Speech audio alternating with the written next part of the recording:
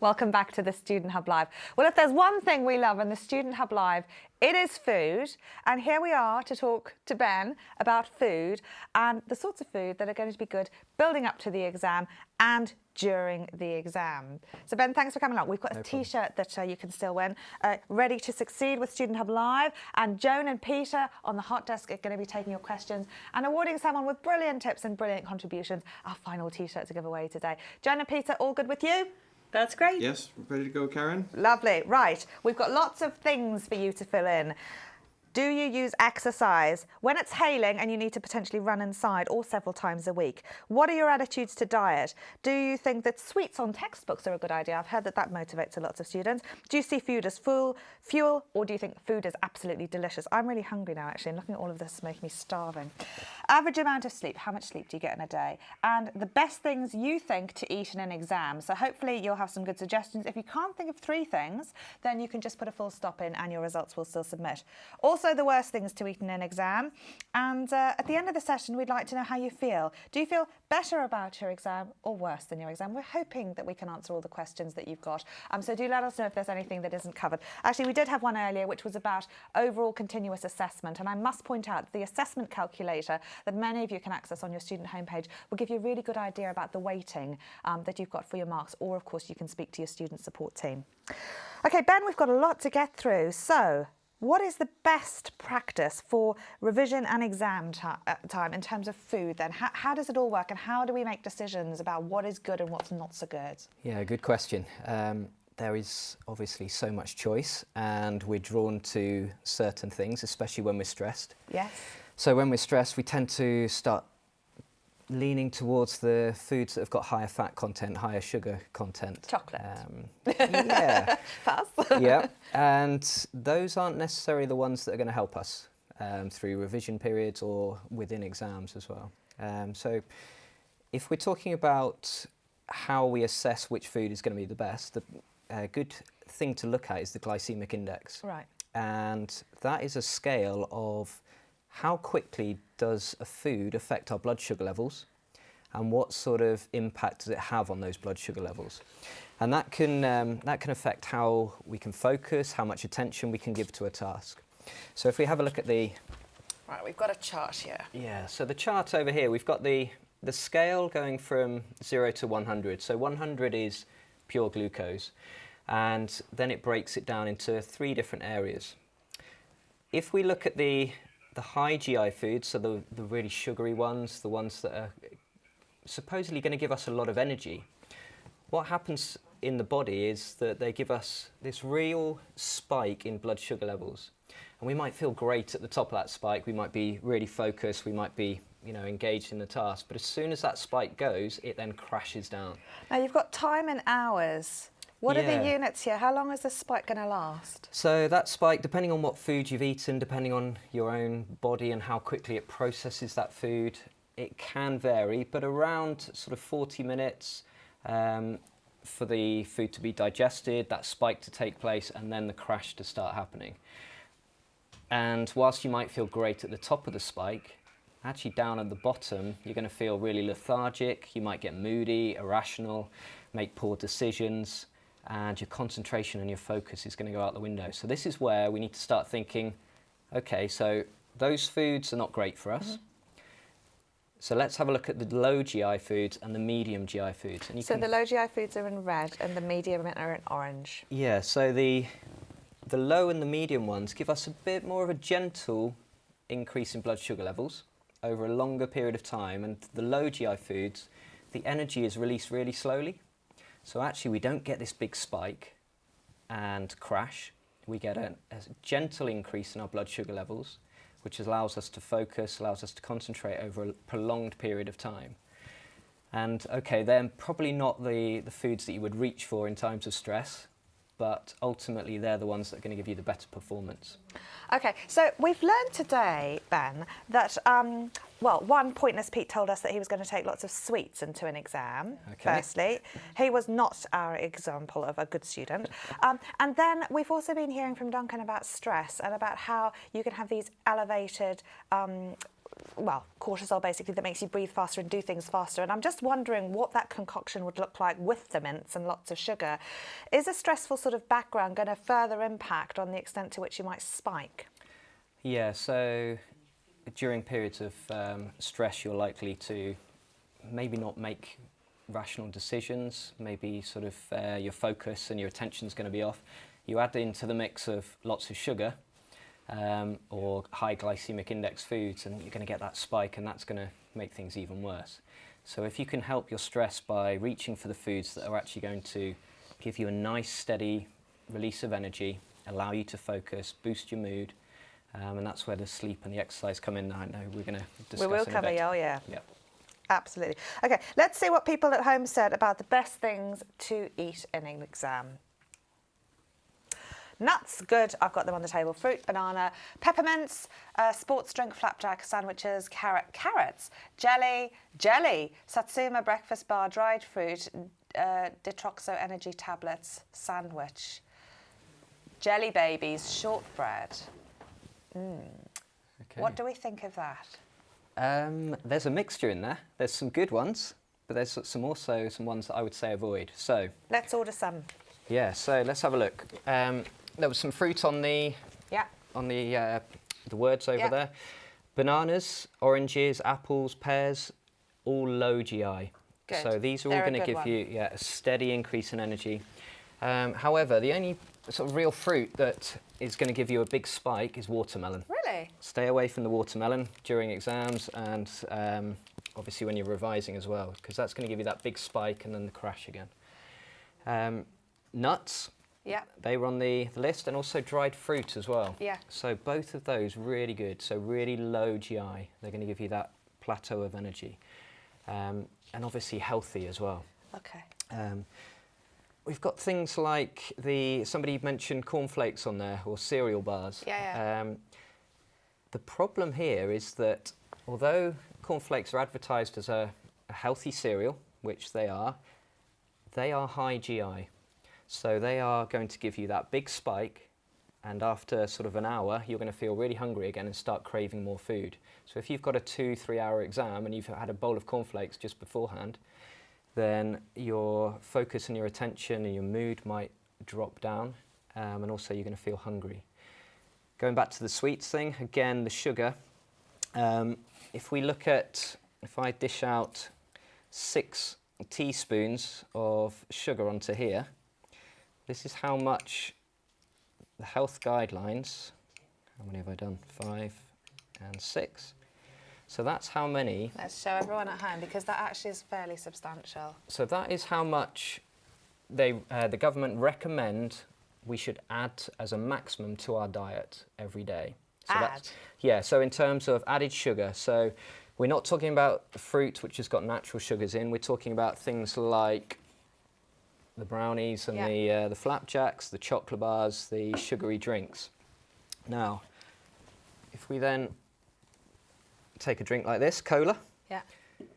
So a 500 milliliter bottle of cola, so that's 7.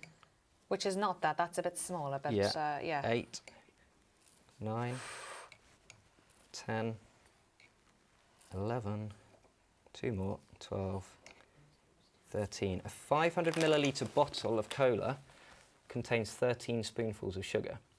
So you've got to think in terms of your revision and your ability to focus. Yes, you're going to get that spike and you might feel great for sort of 15, 20 minutes, but then you're going to have that crash and your brain is going to start craving more and more sugar. That's in a 500 ml bottle of Coke. Oh my goodness. Yeah. Luckily I don't drink that, but I've just had a smoothie and I imagine what you're going to say about that as well. So with all of these things, you've got to think, yes, how's it going to impact my performance, but in terms of long-term health as well. You're talking teeth, and you're talking diabetes with things like this. Let's see what people at home said about bad foods and how many they've got on there. So, sweets, crisps, chocolates, noisy packages. Yes, they're very, very bad. Roast dinner, absolutely dreadful idea to eat in an exam. And probably snap, crackle and pop cereal wouldn't be so good either. Donuts, cakes, spicy food, fishy food. Yeah, we've already mentioned not having those sandwiches with fish in them in the exam because they smell. And sugary drinks and spicy food. So I think people have got a fairly good idea. But how do you tell? I mean, how do you tell what a high GI... I mean, I know some of the things you can sort of know, but is there a way of looking at something and saying, OK, if it's got sugar or fat, or how can packaging help? How can people make some of these choices? Do you know what? It's actually really hard to tell what is high and low GI. So something like this. With no label. Potato, no label. How are you going to know? And actually, you'd say healthy in terms of a food product. But this is high GI if you use it as a baked potato. So again, that's going to give you that high spike. Whereas if you were to boil some potatoes, they become low GI. So even the way that we cook foods as well is going to have an impact. So the best way of actually identifying, which of these foods are on the high end of the scale or the low end of the scale, just simply go online. Go onto a search engine, type in the food and put GI of... Yeah. OK, but say we're all really focused on our exams. Can you just tell us the answers then about things that we should eat from this selection on the table? So what's good and what's not good? OK, so to eat whilst you're revising, I would recommend taking some sandwiches, brown bread with some... So bread is actually high GI, or medium to high. But the brown's better than the white, yeah? Only just in terms of the GI, but if you add in the multi-grain breads, that brings it right down because seeds and nuts are really low. But if you add in some protein, like some tuna, or if you have baked beans, which are really low, so baked beans on toast, sprinkling of cheese if you want, because that's low GI. Great snack to fuel you for an exam, because it's low GI meal, basically, that you can fuel yourself up. And eat at any time of day. Eat at any time of day, exactly. In the exam, somebody mentioned the Russley packets. So so if you're going to go with the dried fruit, put it into a pot and just snack on those all the way through. I would recommend things like the nuts, the dried fruit, or fresh fruit, and just take them in, but keep grazing on them. Yeah. So, now, people have mentioned energy drinks. Yeah, so we've got a fizzy orange one here. This, if we're talking about the scale of 0 to 100, this one is fizzy. So fizzy drinks do have the habit of dehydrating you. And also this is 95 on the scale out of 100. So this, in terms of a sugar spike, is going to take you right up and then crash again. Unless people often say to me, well, can't I just keep drinking this? Yeah. And keep me up here? Well, you could do, but if you've got a series of exams over 3 years and every time you go in and you drink a bottle that size of a fizzy orange drink, you're going to be heading towards diabetes and rotting teeth as well. But you could do that, just in moderation. You could do. You might be a bit jittery with your handwriting. And yeah, this is true. So what's a better sort of drink to have then in an exam? In the exam now? Personally, I would take in water. Yeah. And if you start to feel hungry, or if you want to fuel yourself, match the water with some snacks like the dried fruit, the nuts, the seeds. Yeah. But just make sure you're fueled up before you go in. Yeah. So having a meal beforehand that's not too heavy. Yeah. So you don't want heavy fatty foods. Yeah. So you don't want to go and eat fish and chips before you wander on in there. Yeah. But something like the tuna sandwich, the ham sandwich, cheese sandwich, or soup. Yeah. Anything that's I wanted low to GI. ask about the rice, because my friend is convinced that having rice helps her sleep really well the night before anything. And so whenever we've got to get up really early, we have rice together, some sort of risotto or that sort of meal. Is there any truth in anything like that? And what's the deal between the brown and white rice? Are they the same sort of thing as the brown and white bread? Yeah, so brown and white rice, again, very little difference in terms of the GI. They're both high. Yeah. Which means you're going to get that sugar spike. Oh, really? Yeah. So she's wrong. So after about an tell her hour, that. you're going to feel hungry again. Yeah. The thing is, you've got to bear in mind what's going with the rice. So if you're having some fish or you're having some chicken, that's going to bring the GI of the whole meal down. But generally, GI of rice is high. Okay, well, before I want to talk about sleep next, but before we do that, Joan and Peter, how's everyone there?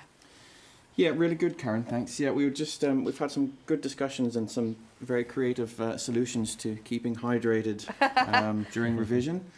One comment: there's sugar in everything. Julie says there is sugar in everything. There's sugar in my bread, you know, and I think some sugar is okay and some sugar is not. I suppose, which brings me on to something that we also discussed. And Ben, perhaps you can reflect on this. I've heard that drinking smoothies is a no-no because it's something about when you turn natural fruit, when you blend it, it changes the composition of the sugar in some way. Is there any truth to that? So what actually happens is when you blend the fruit, the sugars become a lot more accessible for the digestive system. So instead of having to digest the banana from raw, you've broken it down already. You've done part of the digestion, and actually those sugars can be pulled out a lot quicker. Right. But there's no harm in them. You're not adding sugar in. Yeah. It's natural sugars. It's still natural sugars, which is better than other forms Yes. of sugars, I suppose. Yeah, there's a good discussion on here about caffeine and how much to have, because some people are used to having quite a lot. But one of the points made is that actually you've got to start early establishing habits, and if you're going to have caffeine, don't change what those habits are with the caffeine, but stick with what your normal behavior is in drinking it, and that there might be other alternatives to calm you down, like herbal teas of different kinds can be really calming if you get the right one for you. Yeah, I wouldn't suggest changing any sort of caffeine habits in the days leading up to an exam, because that could throw you a little bit. But there's some important things about caffeine, which sort of links into what we're talking about next, sleep, and thinking about the fact that after 5 hours, you've still got half the amount of caffeine from your cup of coffee or your cup of tea still in your bloodstream. So from 2 p.m. onwards, you want to be thinking, how much caffeine am I going to take in from this point on during the day, and how's it going to affect my sleep? The other point is how it affects your hydration, and then we started talking about how important it is to drink a lot of water because it helps you to think more clearly when you're studying. Yeah, there's some conflicting research out there about caffeine and hydration. There's research that says it is a diuretic, but also other research that sort of disproves that. So the jury's out on that one. But yes, definitely important to maintain hydration. And what about, we've got to come back to this walnut thing as well, Ben. Oh yeah, Is brilliant. there any Well, truth? well remembered, Peter. I remember the walnut. Is there any truth in the fact that walnuts help revision as they sort of reflect the human brain?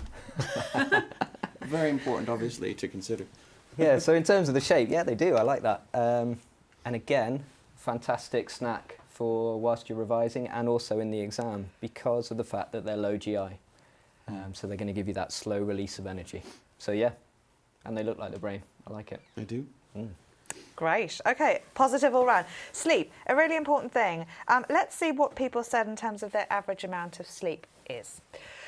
So, leading is 7 hours with 47%, followed by 6 hours at 33%, 8 hours 13%, and 9 hours is 7%. What is the appropriate amount of sleep, and does any of that change when you're revising for an exam? Should any of it change? Yeah, so, okay, our options were probably forcing people down this route, but the circadian cycles, so our sleep patterns, they actually run in 90-minute cycles. So ideally, you want multiples of that 90 minutes, so 6.5 hours sleep. 7.5 hours sleep, 9 hours sleep, or 6 hours sleep. So the problem with that is if you wake up halfway through a cycle, so you go through light sleep into deep sleep, and then you start coming back into this light phase of sleep. If you wake up halfway through one of those cycles when you're in full deep sleep, that's when you're going to wake up with a foggy mind. It's going to take you a long time to get started for the day, and actually, you might not be focused as you'd want to be going into an exam. So trying to develop a pattern and behaviours that are going to help you get to sleep quickly when you go to bed, but also help you wake up at the right time. So I know this is hard to do when you've got an alarm set and maybe you're a little bit stressed and worried about your exam, and you're going to bed and there's lots racing around your mind. But it's about developing good sleep hygiene, and this is a bit of a buzz phrase at the moment, sleep hygiene. So it's about creating behaviours and a pattern as you go to bed to help you drop off really quickly. Yeah, because I was going to ask, I mean, I could never say, right, I'm going to sleep now and then go to sleep. It just wouldn't happen. Either I conk out absolutely exhausted, or I lie there worrying about something and go and have to write a list. Yeah. So how is that time sort of including that settling down time, or is that from going to sleep? That's from when you fall asleep to when you wake up. So yes, it's really hard to govern. You can't just flick a switch and say, right, I'm now asleep. I've got my... Well, tell us about the sleep hygiene, because actually, not being funny, but I wrote it down in this book last time, which I promptly forgot about, which is about sleep hygiene and not having your mobile phone by your bed. And I thought, oh gosh, I meant to do that, and I didn't. So remind us then, Ben, what is important about sleep hygiene? So sleep hygiene is just creating good habits to help you sleep all the way through the night, but also help you drop off quickly. So it's things like making sure you go to bed at a reasonable time. So experts in this area say that every hour before midnight is worth 2 after. So getting to bed before midnight is a good plan. But you've still got the 6 or 8 hours. Yeah, so you've still got to get that multiples of 90 minutes. Yeah.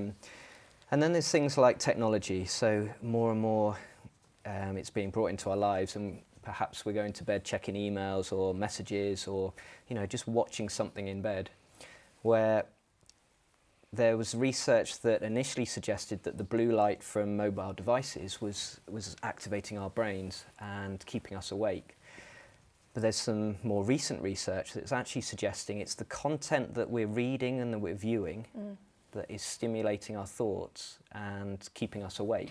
And the availability of you being connected to the external world. Yeah. But that said, my phone's got this bedtime thing on it, right? And it tells you when to go. I don't actually really know how to work it, but it's supposed to tell you how to go to bed and then turn off all your stuff and everything. Okay. Would that work then if I could figure out how to use it? Yeah, if you're not going to be tempted to go onto your other apps and just check your messages. Partly why it doesn't work. So it might be that keeping your phone downstairs when you go to bed, having a sort of technology-free room where you know that your bedroom is where you sleep. Yeah. It's not where you do your emails and your work. Yeah. It's where you go and sleep, and actually making sure things like making sure your mattress and your pillows are comfortable. Yeah. Making sure your room's not too hot. And this is quite surprising, that your room should be between sort of 15 and 19 degrees, which actually, when you think about it, is fairly chilly. But you'll get a better night's sleep if it's between those temperatures. And what if you're worried? What if you're going to bed with that whole, I'm really not where I thought I'd be with my revision, or you're freaking out because you think you might get the wrong exam questions that you haven't prepared for? What if all of that is going on in your mind? What sort of advice could you give people about focusing? So again, it's about organisation, planning, making sure you're writing things down or have strategies that you can use to either relieve stress or to make sure that you're going to sleep properly the night before. And it's building those habits up as you go through. Yeah. And using exercise as well. Yeah, because I mean, athletes must have that all the time in terms of having to sort of really try and banish the worries and things. Yeah. What technique do they use that students might be able to use to sort of try and get those things out of their mind? So they will use all sorts of things like sports psychology. They'll have different tools that they'll use in terms of like imagery and because we talked about techniques. visualization and imagining people in the exam, but would an athlete, I guess they're going to visualize themselves succeeding and doing really well and running effortlessly like a gazelle, but might our students then usefully sort of imagine themselves in an exam performing well? Would that sort of visualization be useful? Yeah, so just if you've not been to that environment before and it's maybe putting you on edge or stressing you out, thinking, I've never been in this exam room before, I don't know what it's going to be like, trying to picture yourself in there, trying to almost feel what it's like to sit at that desk, what are the smells, what are the sounds, immersing yourself in that experience, and just trying to feel calm in that situation. And trust in the fact that you have done your revision, you have made your notes and you've prepared, and building in these habits of having a nice relaxing time leading up to bedtime, not getting involved in anything emotional or that's going to upset you, just trying to relax your body into that sleep, and then that will help to relieve some stress, but using exercise as well. Okay, so that's the last thing we wanted to cover then. Yeah. How might people use exercise, and should they all of a sudden start exercising if they haven't done it before? Oh, good question. You'd say yes, though. I know you would. So any form of exercise we're talking here. So if people haven't exercised before and you're stuck in revision mode, still going to get benefits from just going out for a brisk walk. So just getting your body moving starts to increase the levels of serotonin and dopamine, which are the neurotransmitters in the brain, which basically help to increase the brain activity. And there's loads of research out there that shows it's great for mood, it's great for reducing stress and anxiety, and it's great for memory, so recall and retention of information. So if you're breaking up your revision with sort of 15-20-minute walk or jog or swim or cycle or whatever you want to do, just getting out and moving actually can aid your revision process, but also help you to recall that information in the exam. Someone before suggested putting post-it notes on their dog to help them remember, but you could take the post-it notes off the dog and then take the dog out for a walk and practice some of your recall, couldn't you? Yeah, definitely. And there's research to show that doing revision whilst or trying to remember information whilst you're exercising also works. A double whammy, isn't Yeah, it? yeah. Because you're getting all of those chemicals, you're feeling good about stuff, and you're away from your books. And your dog might pass the exam. You go and put the post-it notes back on the dog and see what you can recall. So. Excellent. No, that's brilliant. So in terms of that sort of thing, you're saying really exercise is just any sort of movement and things, but you could go to a class or do something quite different, and I guess that can sort of sometimes help you switch off. I often find doing something quite complex when I'm really having to think means that I can't think about anything else, and it just helps free some of that space up. Yeah, definitely. So obviously the more vigorous the exercise, so moderate to vigorous activity, raises your heart rate, switches you off from what you've currently been doing and stimulates the mind even more. But if you haven't been exercising and you're new to it, just going out for a brisk walk is going to have similar benefits. Yeah, brilliant. Let's see, we don't have much time left, so I want to see, Joan and Peter, if you've got any questions that we haven't been able to answer yet. Not too many questions coming through on this one, Karen. But we do have a T-shirt we need to give away. Oh yes. I I was going to ask about that. I couldn't remember. So I think we do have one more, and I don't think she's had one yet. But I think we need to give a T-shirt to Julie. I think will be our last nomination for a T-shirt this session, because not only this session but all the sessions before as well. She's been brilliant coming through with some questions and comments and things. So thanks for your participation today, Julie. Oh, well done, Julie, and Dermot and Alison and Jeanette, who are all proud winners of our Student Hub Live T-shirts. So at least that's something positive you can take into the exam, if nothing else. We hope we've given you a lot of good information and advice. And most importantly, we hope that you're feeling better about your exams now. We did ask how you felt. Do you feel better about your exam or worse than your exam? If you haven't voted on that, do click on the button that applies to you as well. But I hope that in sharing some of your tips with other students and just getting together and thinking about it has given you the chance to really sort of say, okay, this is something that we know we can do. It's about focusing, it's about addressing the question and knowing that, you know, it's not as bad as a driving test, and the likelihood of dying is much, much lower than that, especially in my case. Let's see how you're feeling about your exams in our last section. So most of you are feeling better. Good, I'm so delighted. 77 say you feel better about your exam. 23% say that you feel worse about your exam. Okay, so it's a bank holiday coming up. There's plenty of time to hopefully start getting a revision plan. It's never too late to make a start. Talk to your tutor, talk to your student support team, get a plan that works. And if you want to visit the Student Hub Live website, we've had some sessions on some of the practicalities of making a plan, doing your time management, and you can watch those sessions on catch up. There's also a really good one on critical evaluation, which is in our second EMA session. So you can watch all of those, and there's essay writing stuff plus much more. Don't procrastinate too much though, make a plan, stick to it, talk to your tutor about what's going to feel right for you, and make sure that you know where to focus. Set those goals very clearly, and then you can know that you can do it. Joan and Peter, you've been absolutely brilliant, as has Michelle when she was here. Thank you so much for coming along today. I hope you've had a good time. Yeah, Great been time. great. Yeah, thank you, Karen. Yeah. Brilliant. And we've also got a Student Hub Live YouTube channel, so you can subscribe to that and see many of the other videos that we've had, including other talks with Ben, where we've spent a lot of time talking more about chocolate than anything else. But it's been a brilliant session. Good luck for your exams. You're going to be absolutely brilliant. Join us for our Student Hub Live writing retreat, which is going to happen in Adobe Connect over the summer. So when you've done your exams and things are all settling down and you start to get a bit bored and miss your studying, because you know that will happen, you can come and do some fun workshops with us where we're going to take a look at different styles of writing to prepare you for your September start or to keep you motivated if you started in February. But that's all from us here at the Student Hub Live today. I hope you've had a good time. We'll see you soon and good luck in your exams.